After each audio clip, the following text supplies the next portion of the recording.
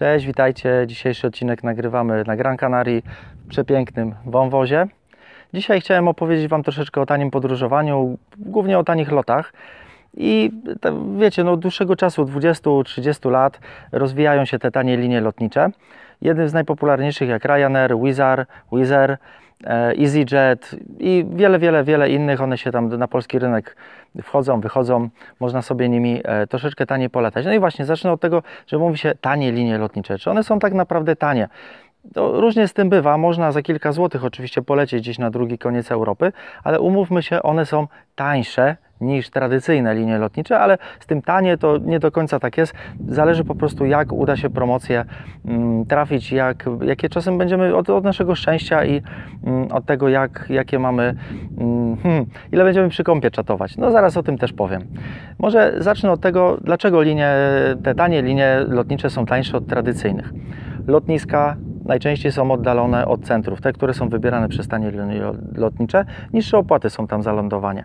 Druga sprawa, taka prozaiczna, nie ma posiłków bezpłatnych, dobrze, doliczonych do biletu. Za wszystkie bułeczki, przekąski, kawy, herbaty, napoje musimy zapłacić. Jadą panie z wózkami dosyć często i możemy sobie kupić te napoje. Dlaczego jeszcze są tanie?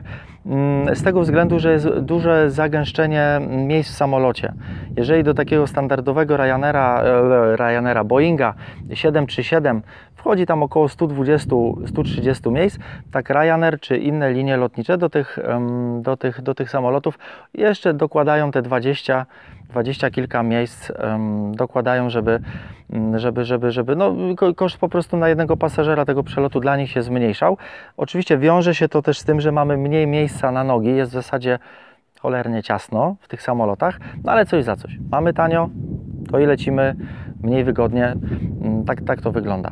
Teraz może od razu przejdę, jak mówiłem o tym, że jest mało miejsca, to z wyborem miejsca w samolocie, przy rezerwowaniu. Jest taka możliwość, że możemy sobie zarezerwować miejsce konkretne w samolocie. Wymaga to najczęściej dopłaty, ponieważ tak jak my tutaj lecieliśmy, braliśmy sobie zwykłe, najzwyczajniejsze bilety, więc system sam nam przydzielał 7 dni przed odlotem, robiliśmy odprawę przez internet i system sam nam przydzielił miejsca. Można sobie też często miejsca wybrać. Są często na środku samolotu, przy wyjściach awaryjnych, są miejsca, gdzie jest więcej miejsca na nogi, można się troszeczkę luźniej rozsiąść. Również na początku samolotu są takie miejsca premium, gdzie też jest trochę więcej miejsca. Ja polecam zajrzeć na stronę seatguru.com. Na tej stronie będzie można wszystkie samoloty, jakie w ogóle latają po świecie, są ładnie rozpisane, rozrysowane, pokazane, które miejsce jest lepsze, które miejsce gorsze. W Boeingu, którym tu leciliśmy, właśnie taka też ciekawostka, jedno z miejsc na przykład, nie wiem czemu, to musiałby się wypowiedzieć jakiś ekspert, ale nie miało okna. Także można było mieć niespodziankę, że zamiast widoków to się podziwiało po prostu kawałek ściany. W każdym razie można dopłacić i mieć troszeczkę lepsze miejsce. Czy się to opłaca? Ciężko powiedzieć, to wszystko zależy od dopłaty, bo w różnych liniach lotniczych jest to różnie wyceniane, też zależy, czy jest sezon, czy nie ma sezonu. Ja mam 1,75 m, mi to nie przeszkadzało. To, że lecieliśmy sobie w tych zwykłych miejscach, mi to nie przeszkadzało.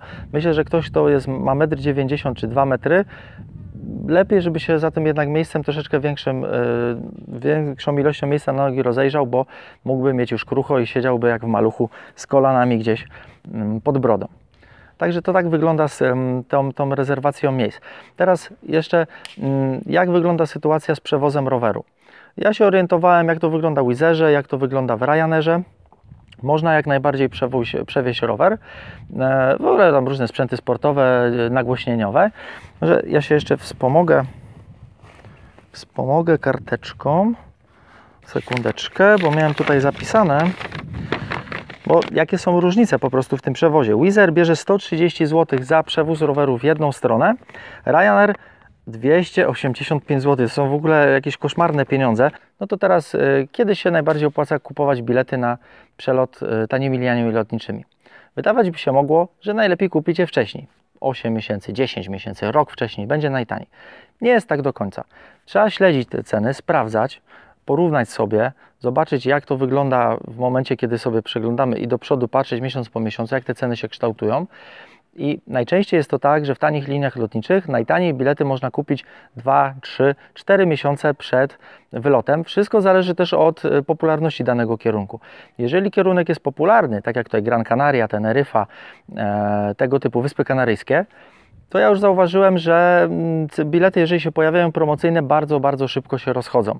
Jeżeli kierunki są albo mniej popularne, albo więcej samolotów tam lata, czyli gdzieś do Irlandii, do Wielkiej Brytanii, gdzieś do Brukseli, w na przykład miejsca, wtedy łatwiej o jakąś promocję upolować. Przewoźnicy prześcigają się też, konkurują ze sobą, jest ich tam po prostu trochę więcej. Teraz powiem Wam, gdzie szukać takich tanich lotów, bo teraz tak, ślęczyć przed komputerem można sprawdzać, można porównywać, ale są też strony, które to robią. Jest cała masa różnych for internetowych stron.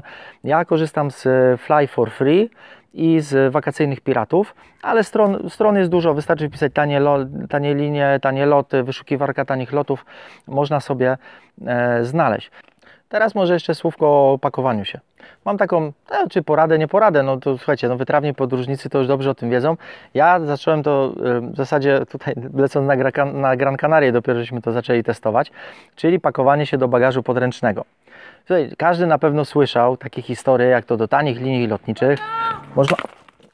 Ja pierdzielę! Ja nie wiem, ktoś tam rzuca tym?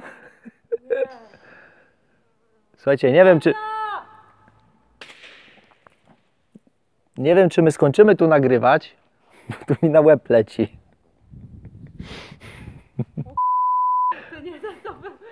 To się wytnie. Słuchajcie, słychać było historię, jeżeli jeszcze jeden kamień poleci, no to najwyżej przerwiemy.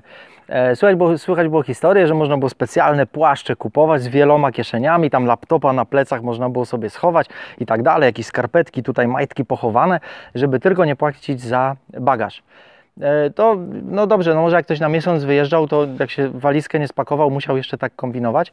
Nam się na tydzień spokojnie udało. Walizeczkę taką do Ryanaira wchodzi 55 na 40, matko święta. 55 na 40 na 25. Dobra, te wymiary będą wyświetlone, bo ja ich do końca nie pamiętam. Ta walizka nie jest jakaś wybitnie duża, ale spokojnie wszystkie koszulki, bieliznę, statyw mi się zmieścił. Monika wzięła aparat do swojej walizki, ale statyw mi się zmieścił. No, wszystkie potrzebne przybory mi się pomieściły.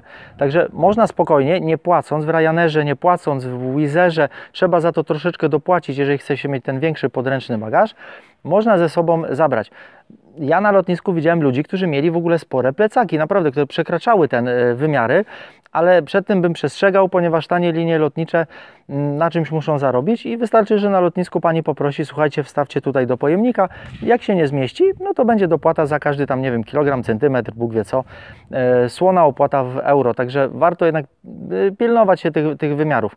I teraz jeszcze na koniec powiem, jakie są minusy tanich linii lotniczych. Mówiłem jak na początku, lądujecie najczęściej poza centrum miasta, czyli tak jak w Warszawie, czyli w Modlinie, Oslo, Rygę, Barcelona też gdzieś tam pod Barceloną i tak dalej, gdzie może się okazać, że dojazd do centrum będzie kosztował więcej niż samolot. Więc to jest kwestia z tymi lotniskami, jest kwestia tego mniej miejsca tutaj, nie ma darmowego ciasteczka, czy nie ma posiłku, ale jakie są, no trzeba też pamiętać, że przez internet wszystko się robi, ponieważ cokolwiek będziemy chcieli zrobić na lotnisku, będzie też wiązało się z naprawdę sporymi dopłatami. Także ja polecam, słuchajcie, usiąść sobie, troszeczkę poszperać, popatrzeć. Warto w ogóle spojrzeć sobie, no nie wiem, wchodzicie na stronę przewoźnika i patrzycie, aha, z Krakowa polecę tutaj, z Łodzi tutaj. Z Łodzi to akurat nie polecicie wiele miejsc, ale no to z Gdańska tutaj, z Modlina tutaj. I popatrzeć, nie wiem, z przesiadkami nawet, gdzie, w jakie fajne, ciekawe miejsca. Może z rowerem aż tak bardzo z przesiadkami bym nie polecał, bo teraz znowu wyjdzie na to, że będzie trzeba za każdym razem płacić za przewóz, no ale tam zawsze na miejscu rower sobie można wypożyczyć i fajnie pojeździć w fajnych miejscach. Takich jak na przykład Gran Canaria. No co prawda my tutaj akurat po tych kamieniołomach i wąwozach nie jeździliśmy, ale co nam tutaj się udało pojeździć, to też zostanie dla nas i polecam. Trzymajcie się, hej!